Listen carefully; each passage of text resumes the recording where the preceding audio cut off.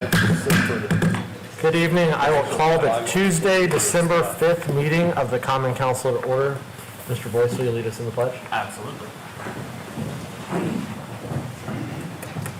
I pledge allegiance to the flag of the United States of America and to the republic for which it stands, one nation, under God, indivisible, with liberty and justice for all. Ms. Lees, will you call the roll? Mr. Ayr, Present. Mr. Boyce, Yes, President. Mr. Davis, Present. Mr. O'Connor, Here. Mr. Peterson. Here. Mr. Schwartz, Present. Mr. Sparks, Ms. Wiles. Present. Mr. Smith. Present. Mr. President, you have a quorum. Approval of the minutes from our November 28th joint meeting with the school board. Mr. President, I would move to approve the minutes. Second. There's a motion and a second to approve our minutes from our November 28th joint meeting with the school board. This is a hand vote. All those in favor, raise your right hand. 7? One abstention. All right. 2 abstentions? No. No. No? I voted for. Okay, thank you. Clear as mud. 7 in favor, 1 abstention. Approval of the minutes for our November 28th meeting. Mr. President, I move to approve. Second. There's a motion and a second to approve the minutes from our November 28th meeting. This is a hand vote. All those in favor, raise your right hand. 8-0. Approval of the agenda. Mr. President, I would like to move to amend the agenda to postpone item,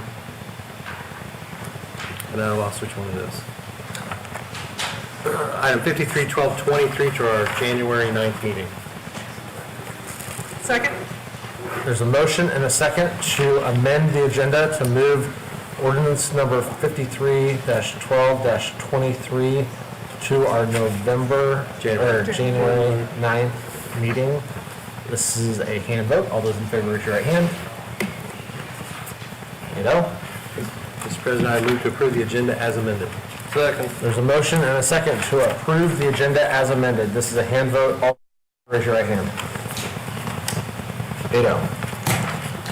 Petitions or comments by citizens who are present. I do not have any, but if somebody would like to speak, there are cards right outside those doors, and you can give those to Ms. Lees, and we'll call you up when your item is up for discussion. Moving on to council committee reports. Roads. Mr. Ayr. Thank you. This will be my last roads committee report, and Mr. Boyce showed up on time for it this time, which was nice, and but Mr. Peterson and Mr. O'Connor were a little bit late. Ms. Lees was there, along with several of our engineering staff and the street department. 2003 street rehabilitation contract, Morris Point subdivision is complete. Old Town south of Cherry and east of 10th Street. There's still ongoing concrete work. Paving will probably wait until spring. Pinehurst, Pebblebrook Village are complete. Prairie Crossings and the Woods and Greens are complete. Hamilton County projects, 146th Street over Allisonville. We have no update on that. That is a county project. Greenfield Avenue Bridge rehabilitation, we don't have an update on.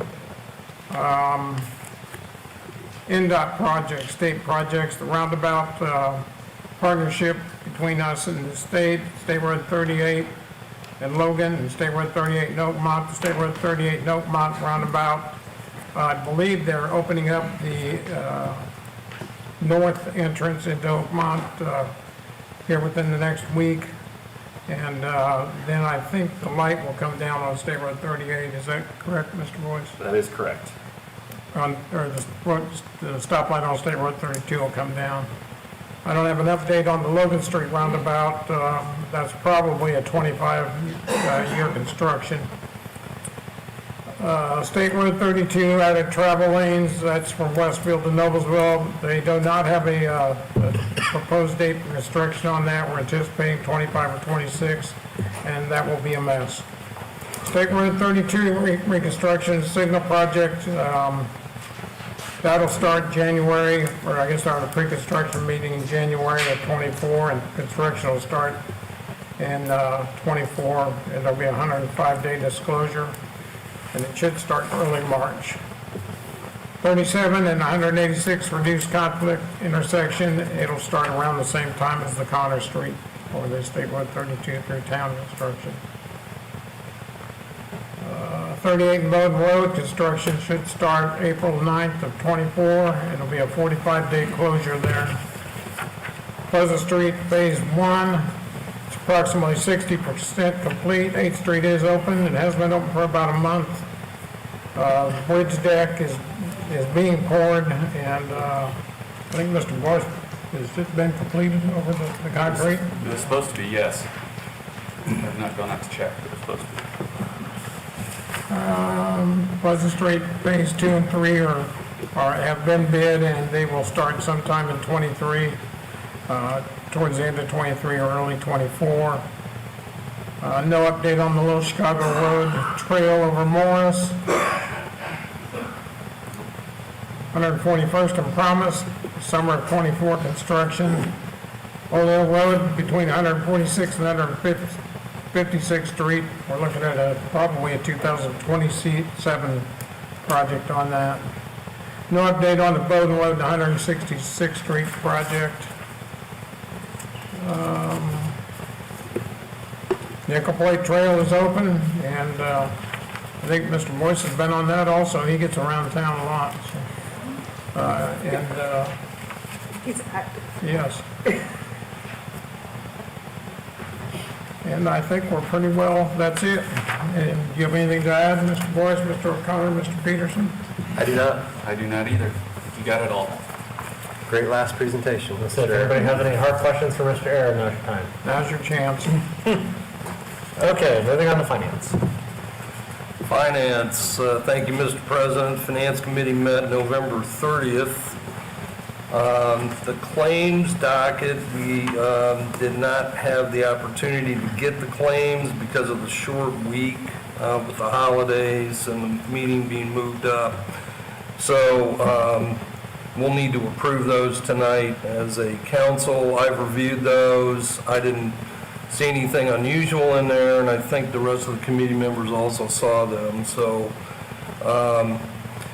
we talked about the Economic Incentive Revolving Loan Fund. If you remember, we set that up when the Promenade Apartments were built in 2018. We reviewed that.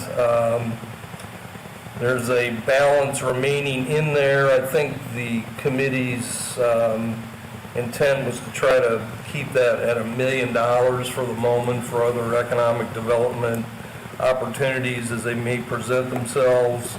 There was some discussion about potentially increasing that, but that would probably be on a case-by-case basis. But the $1 million seemed to be a good number, which is what we started with, and there's still a balance in that fund. The TIF resource summary, we took a look at all the tax increment financing districts just to see where those all sit. They're all black, they're in good shape. I think with the forthcoming scoreboard project, we're going to be using some of those TIF dollars. So I think the committee's intent was to try to make sure that we were in good shape with that prior to moving forward. So there will be more news coming on scoreboard here shortly, but that was a good summary just to see what condition the TIFs were in. We did a little deeper dive on the agenda addendum, some of the things that we've been working on, but now that we've got Caitlin Moss on staff, she's going to be able to drive some of these projects. The audit committee that we've talked about will start to come into play, and some budget ordinance documentation that Mr. Spalding has wanted to get to, and some other city code revisions. So let's see, we did get, if you didn't see it, we did get excuse me, DLGF's approval for the growth appeal. So that's significant. Excuse me, that's another just short of $3 million, I think, that we'll be able to use for various projects. So, and for the budget overall. That is the end of the report. Any questions for Mr. O'Connor? Mr. President, I move to approve the claims. Second. There's a motion and a second to approve the claims. This is a hand vote. All those in favor, raise your right hand. 8-0. Moving on to previously discussed ordinances. We will discuss ordinance number 38 and 39 together, so I'll read all of those. Council to consider ordinance number 38-10-23, an ordinance adopting a change of zoning from R1 PD residential and A2S residential county zoning to R4 single-family, two-family residential, R5 multifamily residential, and PB planned business for approximately 603 acres north of East 156th Street, east of Bowden Road, south of 166th Street, and west of Oleo Road. And then council to consider ordinance number 39-10-23, an ordinance adopting a change of zoning from R4 single-family, two-family residential, R5 multifamily residential, and PB planned business to R4, R5 PD residential commercial plan development, and the adoption of a preliminary development plan and ordinance for approximately 603 acres to be known as Finch Creek Plan Development north of East 156th Street, east of Bowden Road, south of East 166th Street, and west of Oleo Road, as amended. Ms. Hill. Good evening. Development Services Manager with the Planning Department. Again, as you may recall, this was introduced back in October. It is a 603-acre site. It includes traditional single-family, specialty single-family, single-family, multifamily, and townhomes, neighborhood retail, and a Dell Web product for age-restricted living. Design standards for each of these areas are included in the PD ordinance. I'm not going to go into a whole lot more detail as we did introduce it before. I will ask if you have any questions of staff. It was sent to the council with a favorable recommendation for adoption on both ordinances by a vote of 10-0. Any questions for Ms. Yelton? Do we need to have Mr. Oakes come up? Yeah, if we could have Mr. Oakes come up. The applicant has made a set of commitments, and he can discuss those, and we'll receive those written commitments. Good evening, members of the council. For the record, Tim Oakes, attorney at Ice Miller, representing Pulte Homes of Indiana. The commitment that John's referring to are three, and they're meant to address some of the final concerns that may exist with respect to the final adoption of the rezoning. The three of them, very briefly, are that prior to trying to pull any permits whatsoever for the multifamily component, that the multifamily developer, once that is identified for everybody's, I think everyone knows, but the original partner to Pulte, TWG, has pulled out of the project. Pulte is actively seeking a new partner on the multifamily project. But the first commitment is, prior to moving forward with that, we will be back in front of the city requesting approval for the new development plan for the apartments. The second commitment addresses an issue that was raised at second reading, that is on the parking, and that commitment, despite what's actually in the PUD ordinance, says that the multifamily parking ratios will comply with the requirements of the UDO. The final requirement is we've had to significantly revise what we thought was I won't even say significantly, we had to revise what we thought was a final development agreement for this project. A party to that agreement was TWG, and we've had to pull them out and move forward without an identified multifamily developer. We're still working through those issues with staff. We think we'll be done very shortly, but the third commitment is that we agree if the development agreement is not done and finalized by the end of the year, that the property's zoning will revert back to what it is as I speak to you right now. So those are the three commitments. We'd be happy to answer any questions that the council might have. Any questions? Mr. Boyce? I think I was fairly familiar with the time frame of everything, including the multifamily prior to this, and I'm just curious about the time frame now. I know you're going to be trying to find a multifamily partner as quickly as possible, but just thought I'd ask if it's going to change anything with the other, and also if you have any thoughts on time for that. It will not change any of the other timing of perimeter improvements, road improvements, walking trails, the lift station, what we're committed to is to create a pad-ready site for the multifamily. So we always use the word shovel-ready. We'll have sewer to it, water to it, off-site drainage, that big lake. All that will happen next spring. So we're anxious to be able to now go to market with a fully developed pad-ready site for the multifamily. If things settle down on a national level, I think we'll have a really good partner to bring back to you. So, thank you. Thanks, I was just curious. Mr. Compton, did you introduce yourself? Oh, I'm sorry, for the record, David Kind of lived here, so. For the record, David Compton, Vice President, Land Acquisition, Pulte Homes of Indiana. Sorry. Thank you. Any questions for? Mr. President? Yep. If I could just say, to address the issue on the economic development agreement, I agree with Mr. Oaks, we're very close. Really, there were two big components of change with TWG coming out. One is what obligations is Pulte taking on and how do we assign those to a multifamily developer? And then the second issue was just the timing of the infrastructure. And I think we've worked through those. We're just honing a few additional details.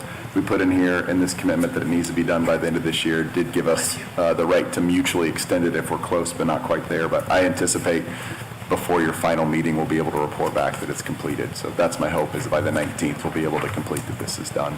Unfortunately, with the timing of the zoning, if this is not approved tonight and delayed, it would automatically be approved because the 90 days would delay. So that's why we thought it was more appropriate to bring you commitments that gave you surety than have something approved without those. Thank you for the context. Mr. O'Connor.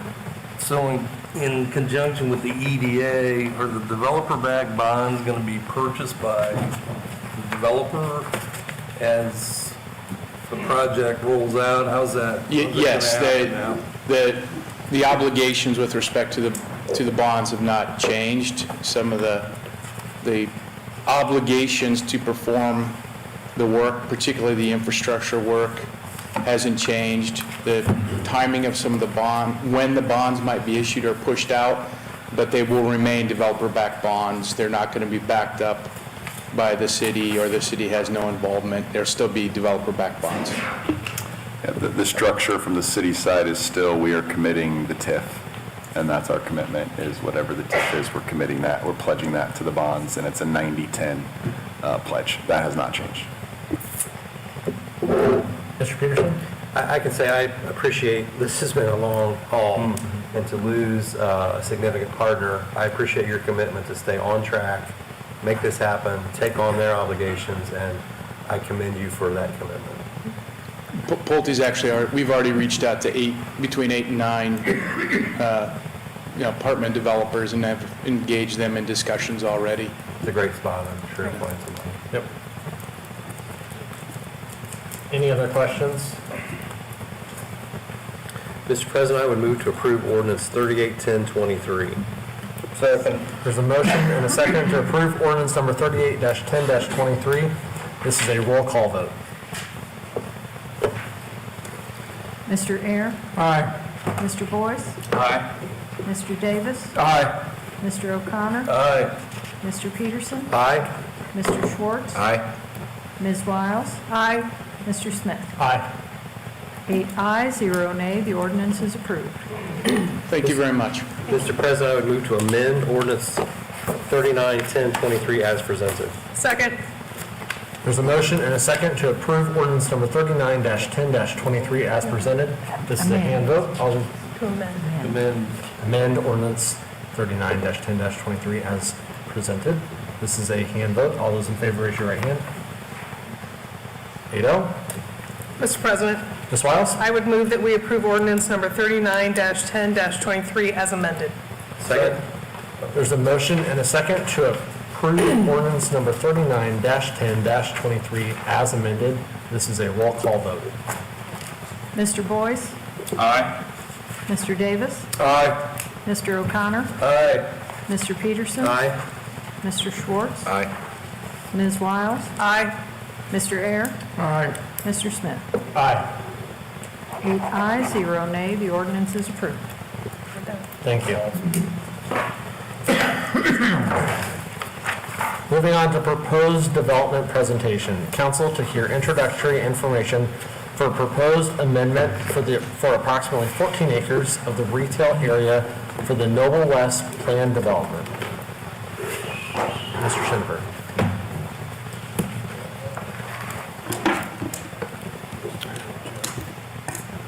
Good evening. For the record, my name is Jim Schinover. I'm an attorney with the law firm of Nelson and Frankenberger with offices in Carmel at 550 Congressional Boulevard, Suite 210. We represent the petitioner tonight, NW Partners LLC.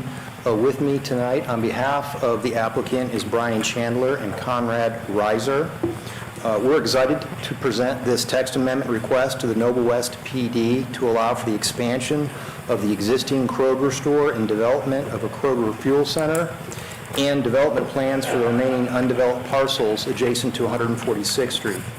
By way of background, in January of 2003, the Common Council adopted the Noble West PD ordinance, and that ordinance was thereafter amended and restated in June of 2003.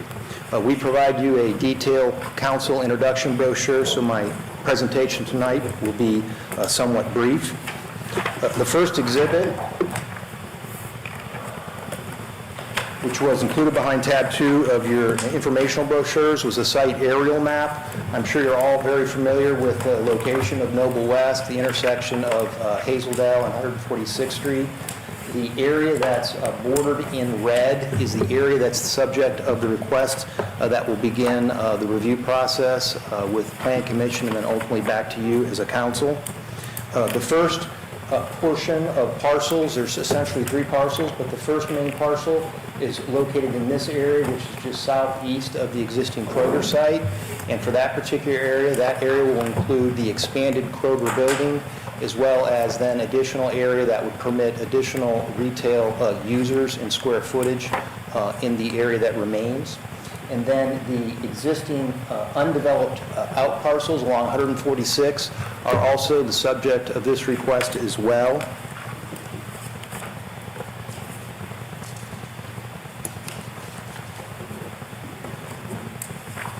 In summary, the project will entail expanding the existing Kroger store by approximately 50,000 square feet.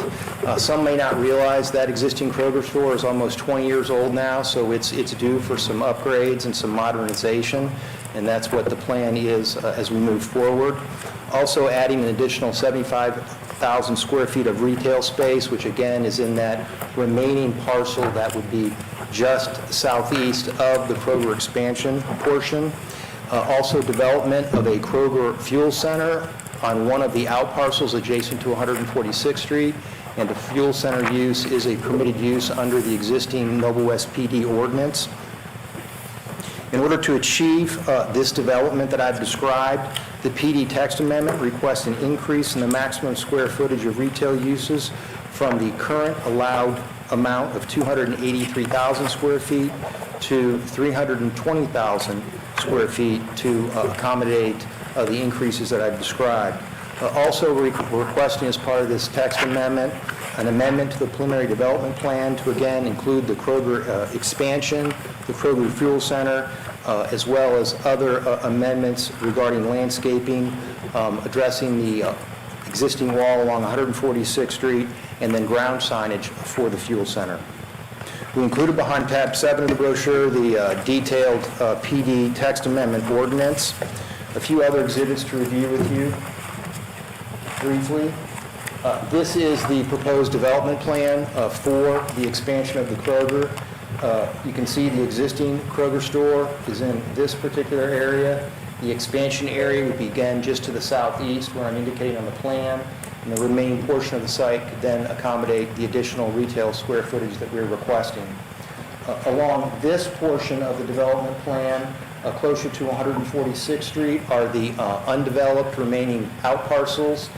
This first parcel, going more toward the west, would be the location of the Kroger Fuel Center, and then there would be remaining 2 parcels for future intended development. We also included in the brochures some renderings of how the revised Kroger elevation would appear. This is an example of how the front of the building would be updated and modernized. Part of the expansion involves relocating to the east to the main entrance, creating more of a vestibule entrance in that area. Internal to the expansion would also include many upgrades so that Kroger can offer even a wider variety of selections to its customers, but also for the operation of the store itself, additional checkout lanes, traditional checkout lanes as I would call them, and additional self-checkout lanes. If you shop there at certain times of the weekend, you know that it gets very crowded because that's where my family shops. So this type of expansion, I think, would be well received by the customer base that utilizes this particular Kroger. We also included in the brochures behind tab 4 the elevations, all sides, southeast, north, and west. So again, you can see those on display. Regarding the proposed fuel center, again, it would be on the westernmost parcel before you get to the private access street here. And so we've included that preliminary development plan for the fuel center, as well as conceptual layout of how the 2 additional out parcels may be developed. Regarding the fuel center itself, we included behind tab 5 a rendering of that particular facility. I would just make note of the small building that's included within those elevations. It is a small, what I would call kiosk. It'll be operated by an employee to accept payment and manage the site, but it will not have customers coming in it, and it will not include any sort of items for purchase. It's really a payment kiosk and a location for the employee that will be managing the site to be located. We've also included the proposed ground sign for the Kroger Fuel Center. That would be, the ground sign would be located on the parcel closest to the 146th Street portion of the site to provide visibility of fuel prices, etc. In conclusion, we'll be sure to schedule a neighborhood meeting before we appear before the Plan Commission on January 16th. We also appreciate the input and guidance staff has provided us to date on this proposal. We've had a lot of meetings with staff for guidance on the proposal and seeking their input. With that, I will conclude and answer any questions that you may have. Thank you. Mr. Peterson? How many square feet is the Kroger now? The existing Kroger building is about 75,000 square feet, So it'll double, 150,000? and the expansion would be approximately 50,000 square feet on top of that existing 75. And the outlots are, Kroger is purchasing those to be developed, or do they have a product they're thinking of or in there? The outlots would be retained ownership by the existing owner. The Kroger fuel station would be on a land lease. And the applicant also retains control over the 2 outlots. Regarding those 2 outlots, they have been in very serious discussions with Chipotle and Starbucks to the point where they've continued to advance those discussions, of course, dependent on the outcome of our requests. But they've been working very diligently with those 2 particular potential end users. If those come to be and if this request is ultimately approved, the development plan for those sites would come back, looking for Joyce Ann's confirmation. We've included conceptual development plans for those sites based on those 2 particular end users, and if they come to be, the final detailed development plan would need to be in substantial compliance of what we're showing, and then staff would, of course, review all the architecture related to those 2 outlet lot buildings. My question was really is if Kroger would eventually develop C stores, but it sounds like you're going to act as a developer for a Correct. third party. Correct. Okay, thank you. Any other questions? Ms. Wiles? I have a question with the elevations. I just want to make sure that I've got my bearings correct. The north elevation is actually the area that will be facing, like, all the football fields at Dillon Park. Is that correct? Generally, that would be the back of the building. Here, let me get the site plan. Doesn't do it. So with the site plan, the south elevation, front of the building, would be on the top here. Okay? The east elevation would be facing over toward, angled a little bit, slightly over toward 146th Street. Yes, the north elevation would be facing over toward the fields, and then west elevation facing over the west side.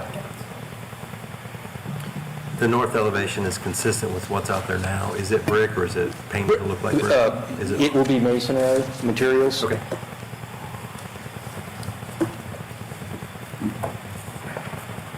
Any other questions?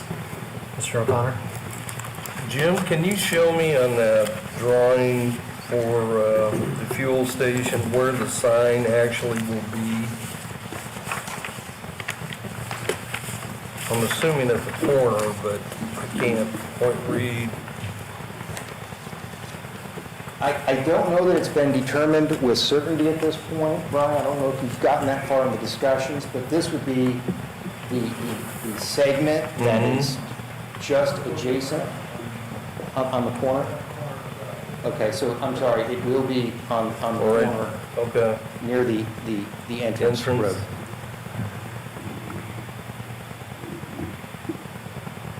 And I think to Ms. Wild's comment on the facade or the east elevation, is it the east or is it south? South elevation is probably the one you would see the most. The north side faces Dillon Park. So the east side, I don't know that there's a lot to do there. You do have some glass with the entrance, so, I don't know. I just recall we had I think a lengthy discussion when a self-storage facility was coming in next to Grace Church, that we didn't want just a big, long side of a building with It's not broken no up. breakup. And so for the families that are sitting there watching their kids play football, just thinking about what might be some possibilities that are there. We can review that with staff. Faux windows, I mean, something to break it up. I don't Right. want to tell you how to do it, but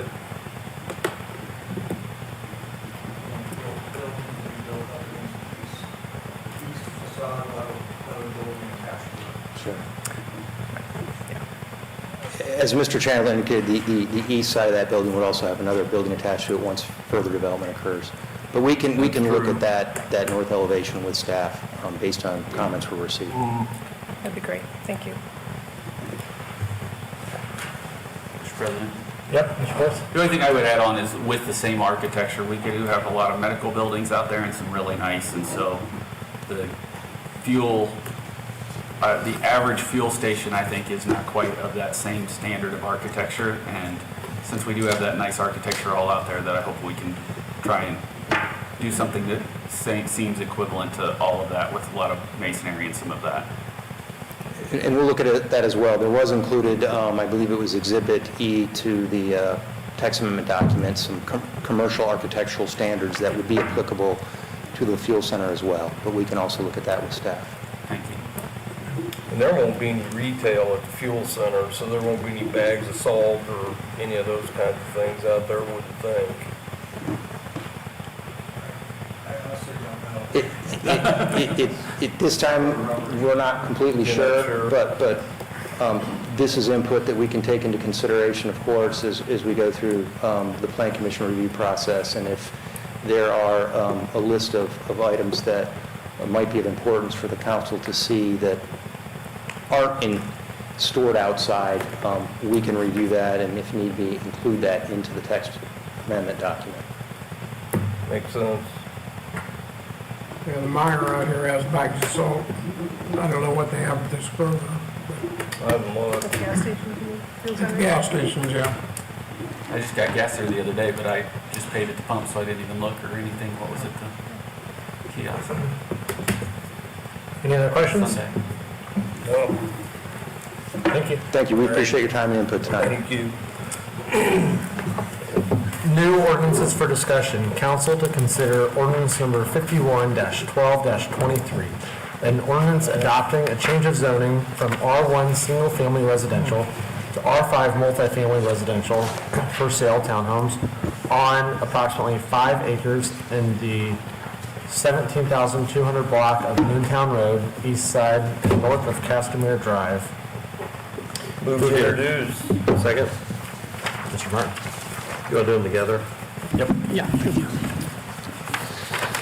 Council to consider ordinance number 52-12-23, an ordinance adopting a change of zoning from R5 multifamily residential to R5 PD residential plan development, and amending ordinance number 70-9-16, including an updated preliminary development plan for approximately 5 acres in the 17,200 block of Moontown Road, east side and north of Castamere Drive. Move to introduce. Second? Mr. Martin? Thank you. Kevin Martin with the city's planning department. As mentioned, I will be presenting both of those ordinances together. Ordinance 51-12-23 is the rezone request, and ordinance 52-12-23 is an amendment to a previously approved PD amendment for Cranbrook plan development, which was originally established in November 2016.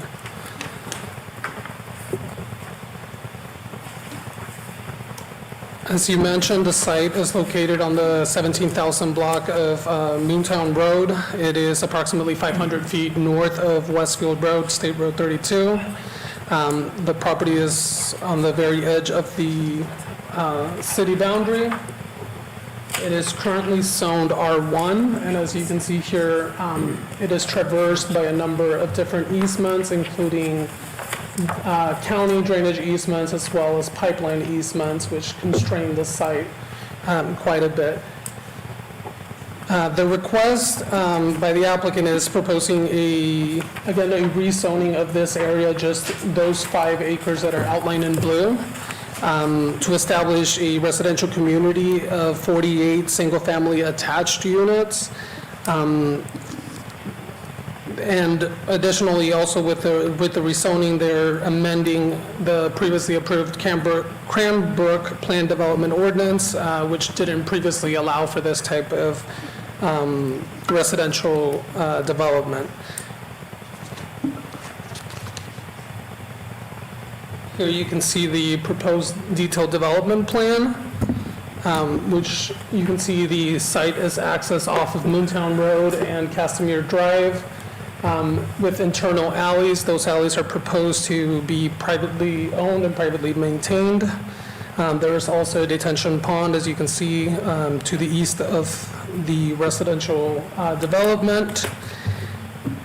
Each home includes a 2-vehicle garage, which is accessed through the rear of the structures, and it also includes 2 additional parking spots on driveways, as well as guest parking provided along Castamere Drive, and a couple additional parking spaces for guests included internally to the site.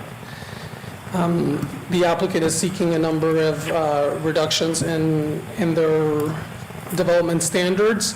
It's important to note that these standards, because they're attached to the R5 zoning designation, they are calibrated for multi-family structures that contain multiple units, and that's why you see the drastic drop in the minimum lot area that will be required per unit, and also the minimum lot frontage that will be required of each unit.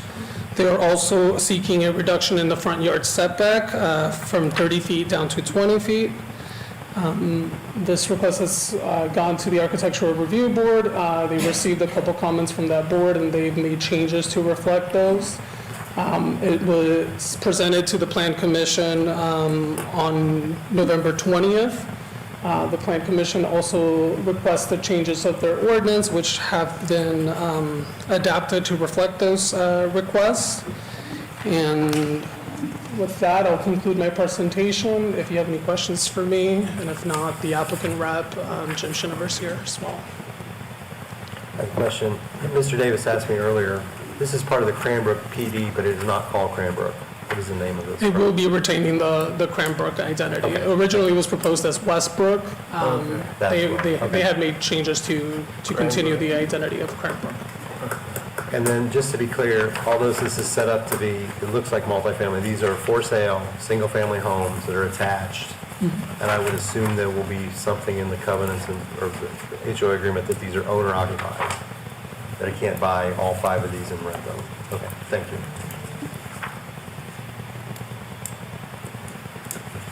Any other questions? Will this have its own HOA, or will it be part of the bigger development? It's my understanding that it'll have its own, correct?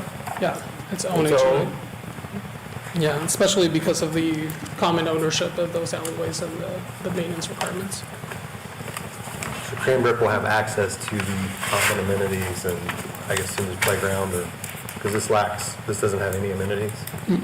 Okay, but they would access to, as part of the HOA, anything that's in Cranbrook? That would be a question Question for for someone the else, okay. applicant. I Mr. apologize. Air? I'll let Mr. Air ask the parking question.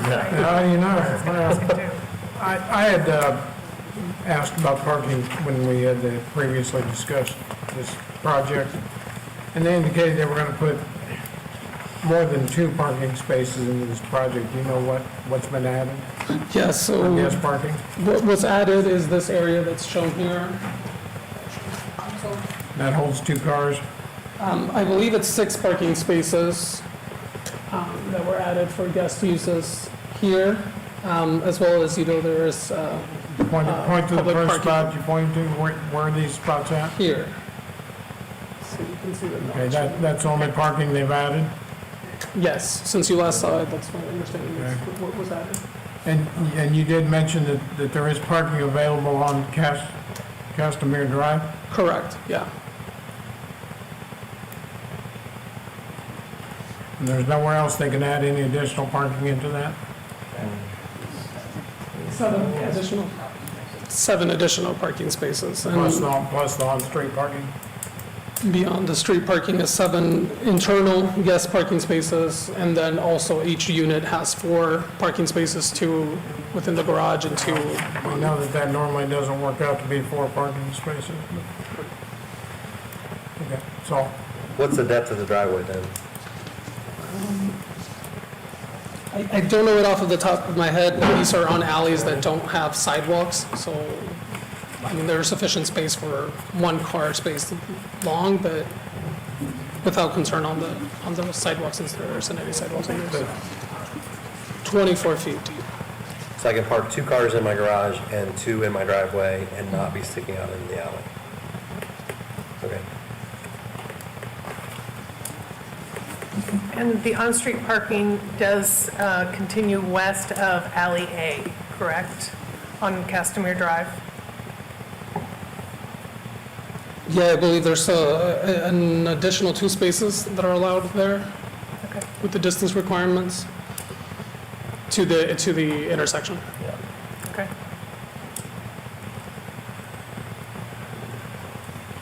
I will say, when it came before ARB,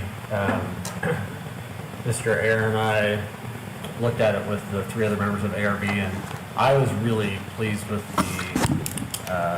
the way that it looks. I think it sets a great standard for this type of development in Noblesville that we can point to for other developers. It's a really high-end product, and I think it's going to be a great addition. Mr. Boyce? Just to give the planning commission follow-up, everyone voted for this project with the exception of myself. My only problem is the parking. Mr. Air and I have been sitting next to each other for too long evidently, and he has rubbed off on me. I have committed, though, to the developer that I will go and check out the location in Carmel, because it does not have any more parking, and it is not a problem there, I am told. So I'm certainly not a huge hard no, but I'm really concerned about that parking. It just doesn't seem like 7 is enough for the whole thing. And that one's on the Nonon, correct? The one in Carmel? The one in Carmel is on the Nonon? Yes. Yep. Yep. How many are on Castamere? Just, it's hard to count. How many parking spaces? Yeah. So I don't know that 15? It's, I would say it's between 15 and 20. Okay. Because each of those lots is 20 feet wide. And I can so park on one side of Castamere or both sides? Both sides, it's a public street. Is it both sides? That's my understanding. Is that road big enough for it? Yeah, both sides of Castamere. Might go down Maple Street. So it's really 40. I'm sorry? If I can park on both sides, it's 40 spots. About those, yeah. Okay. And those are unmarked, so, you know, it's, Maybe it would help before our final if we could get a presentation that really shows the parking counts and the parking numbers. I mean, I think if we get the one per unit on top of the 4 you already have, I'd feel more comfortable, but it's just not, I just can't count. I can't count to 20 on this exhibit.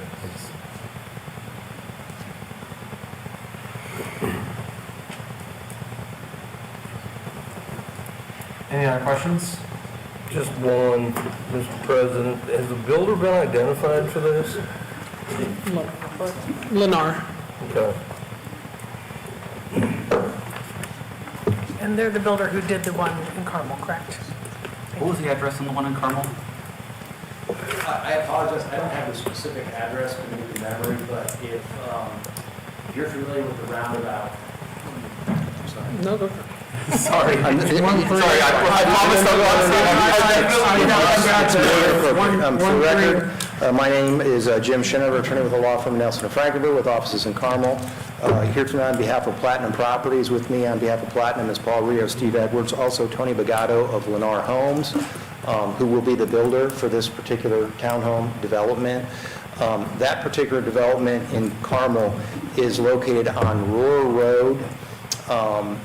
On the Roar Road would be on the west side, and then on the east side of the site is the Monon Trail. If you're familiar with where Godby Furniture is and the Ollie's Outlet, it's right on that segment of Roar Road as you start going north. That was a development that was done a couple years ago and has been very successful. And again, the anticipated price ranges for these particular townhomes would be in the upper $300,000 range. Not to point out other items that you haven't asked about before, but we spent a lot of time with staff going through the proposal, and one item of note is all these townhomes are front-facing. So the fronts of these townhomes will be facing the primary roads with the garages and the backs internal to the site. We also, it's easier to see on the development plan, but there are 7 guest parking spaces located right here. As part of the Plan Commission review process, they requested us to make sure that we also included some no parking signs in these internal alleyways to prevent people from parking in those areas. 2 parking spaces will be provided in the garages. With a 24-foot driveway length, you could also park 2 additional cars there, and then parking would also be permitted along Castamere. We didn't create a number for that because it's a public roadway, and we wouldn't be striping those off for individual parking spaces because it wouldn't have the right presence in a residential community. But what we'll do before we come back to you for final council consideration later this month is we'll create an exhibit that will show you how many cars could park along Castamere if need be. For those of you who are interested, the address on the one in Carmel is 13800 Boiler Place. If you want to take a drive to the illustrious city of Carmel. Where is that? And it's not in this exhibit, these are all brick. They are all brick. I do have building elevations. Building elevations were included in your council brochures that I believe were distributed to you. We provided those last week. But these are the front elevations, so those front elevations, again, facing the primary roads. And these are photos of the Carmel site because it was very high quality and well received. This is another view of how the fronts of these townhomes will appear along those adjacent roadways. Sorry.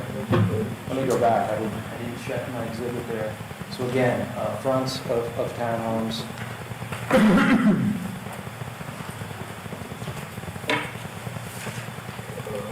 Sides, again, which were fully reviewed by the ARB.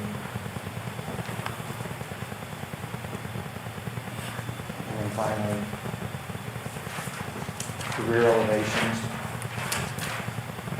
As you can see on the front elevations and the side elevations, the inclusion of the brick masonry.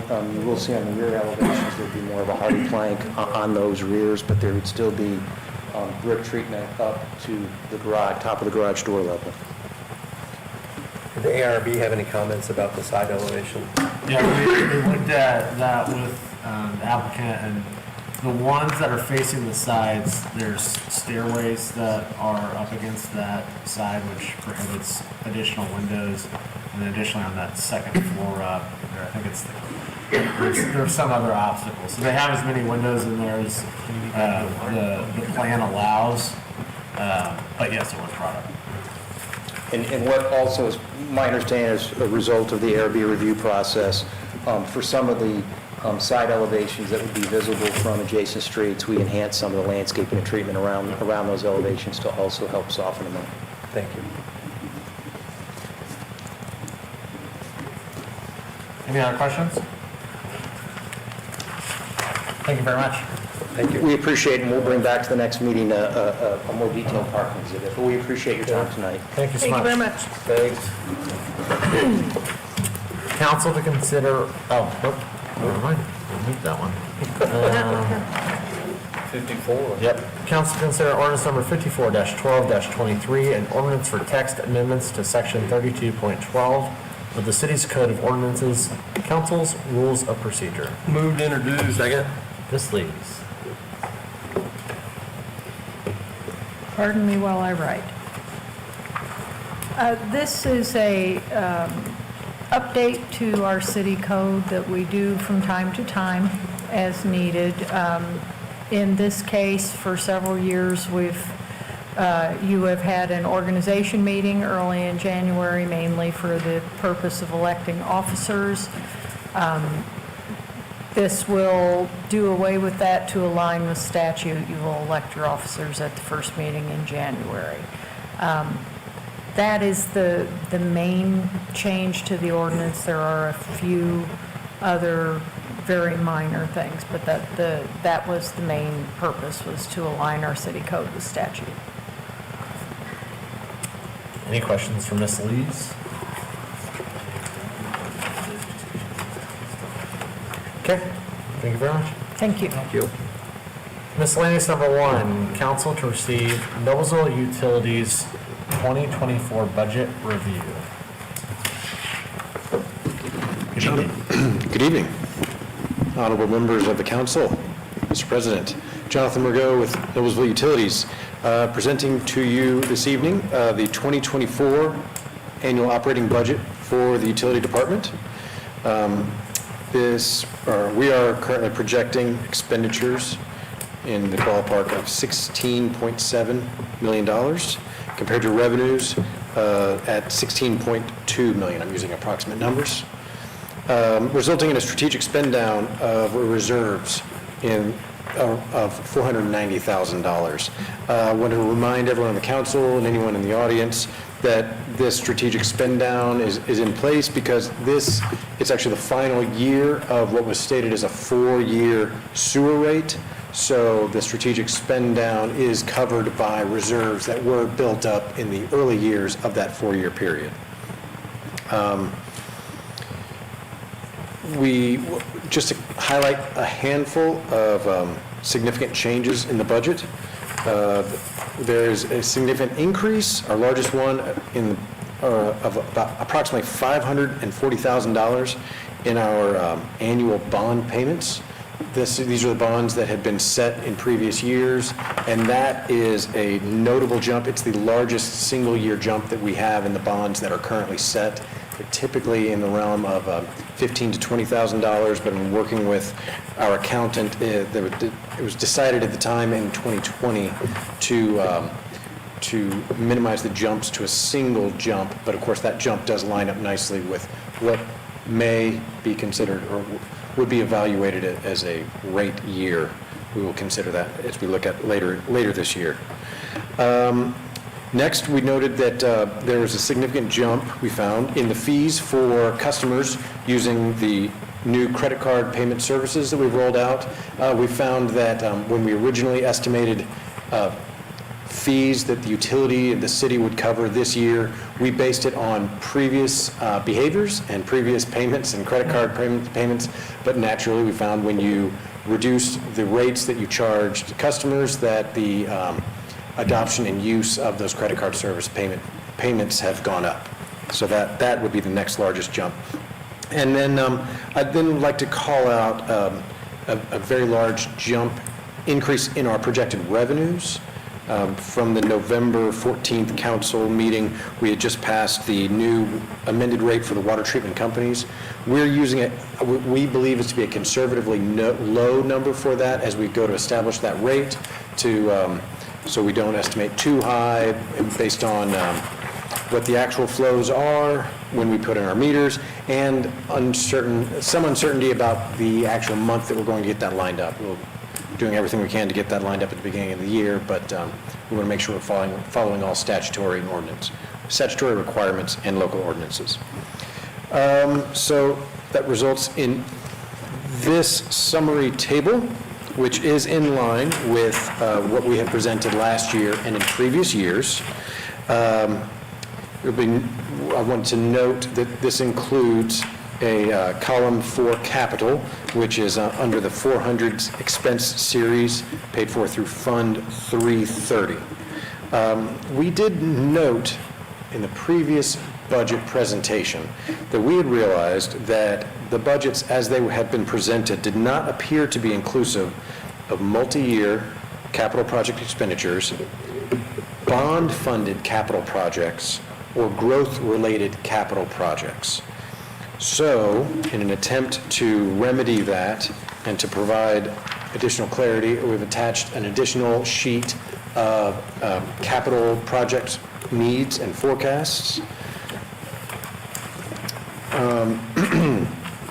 So it should be noted that each of these categories, we're just calling out individual projects and then we're summing up the totals under each category, all under our three key departments for capital, collection system, plant, stormwater. Additionally, we have engineering-led projects, generally stormwater related, and we also have some equipment called out. These expenditures are oftentimes estimates with varying levels of confidence on various projects. Additionally, the timing of these projects, it is not always certain that these expenditures will be locked in 2024. These are types of things, if need be, that could potentially slide into future years. So, as you may note, what we find is if there's spending for these capital that exceed the capital that we have called out in the operating budget, that spending will be covered by either funded through bond proceeds that we have remaining, also new sewer connection fees that we've collected and set aside for growth-related projects specifically, and lastly, strategic spend down of reserves as needed. And remind me, your wastewater committee walked through this with you too as well, correct? That's correct. Any questions? Just one, Mr. President. So, Jonathan, what's out on the horizon from a state requirement standpoint that we ought to be thinking about, or is there anything new? There generally is. From a treatment standpoint? From an IDEM standpoint, it was phosphorus, then it was, there's always something that's lurking.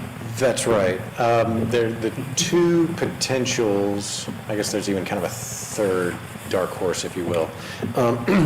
Two that we're tracking is, as you noted, one of them, a reduction of phosphorus, releasing it 1 milligram per liter or part per million, and potentially cutting that down to potentially a half. Additionally, in our current NPDES permit, we are collecting and reporting on total nitrogen. We do not have a total nitrogen release limit at this time.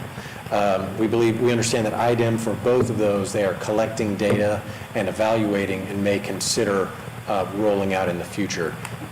I've heard phosphorus limit reductions would likely be the next item, but that could hit us at the next NPDES permit cycle. But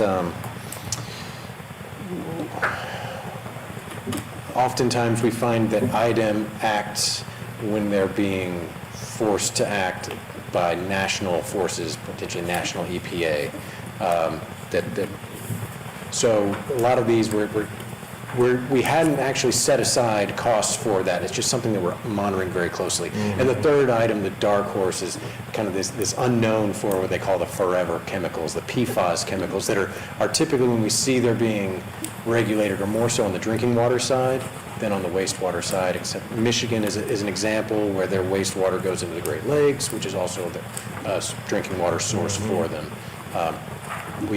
Indiana being a good exception from that. So those are the three that we're really tracking, but nothing that we would anticipate next year. We're right in the middle of our 5-year NPDES permit cycle. Thank you. Where are we at in the storm separation program? We're in the phase 5, or? We've actually wrapped up phase 5. So we are doing our post-construction monitoring. So we have found, we've finished our original 5 phases of the long-term control plan that were originally identified. Fortunately, every phase that tied into our central storage tank at the treatment plant seems to be properly conservatively sized to accommodate the 10-year 1-hour storm event, which was the level of service that we had targeted. One area that appears to be a challenge to us for achieving that level of service is the north region, the area north of downtown, where the method that we used to achieve the level of service was storm sewer separation. We find there's still some remaining storm sewer inlets still tied into the system.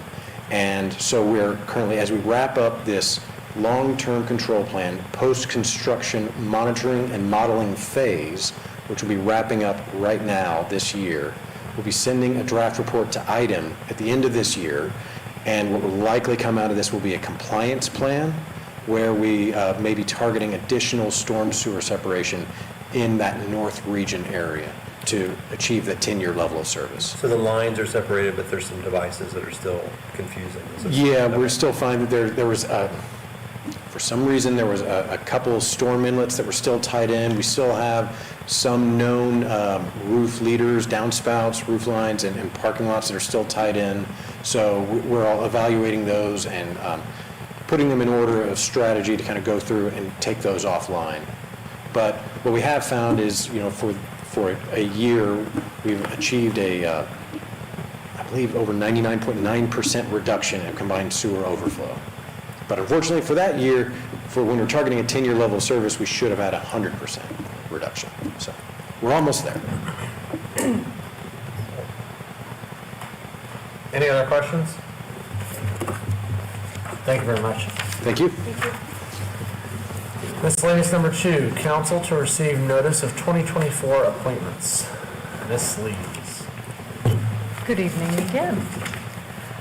This is just to notify you that your appointments to the Board of Zoning Appeals, the Plan Commission, and the Redevelopment Commission will expire at the end of this year. And I understand those are being worked on. At your next meeting, you can vote on them.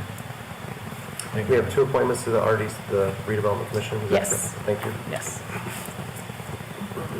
Any questions? Okay. Moving on to council comments. Ms. Wiles. Mr. President, I want to applaud the mayor and the members of his team for doing a tremendous job with the first inaugural parade and lights. I think it's Aaron Head and Lexi Rock and Robert Harrington who really were the ones that helped put that plan together.